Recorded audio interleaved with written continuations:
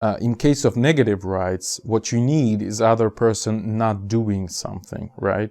They might do whatever they want, but they cannot invade in your space. They cannot influence your life in some way that you wouldn't like them to, okay?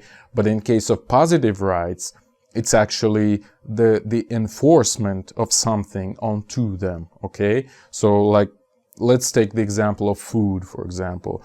Like if you're talking about the right to be fed, what it really means is that you have a privilege for other person to be producing food for you, like just as an obligation. Like the other person is obliged to provide food for you, whereas you can just be sitting on your ass and doing nothing. And is it a good, like, ethical position? I wouldn't say so. Like, I really believe that there is no right to force anything onto anyone, like, except, like, again, in the case of negative rights, when they directly, like, invade your life and they directly negatively impact your life. And so on, which again I believe is the genuine case of rights, and it's I think it's well,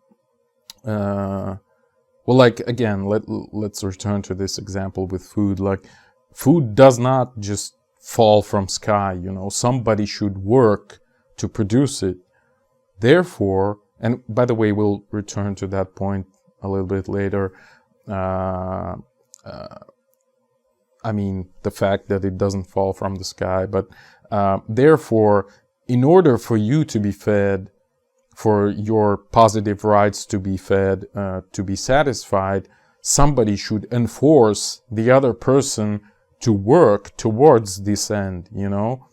So, you know, if you kind of think this logic through far enough, you would come to slavery or something to that effect. Or socialism, which is the same, I would say.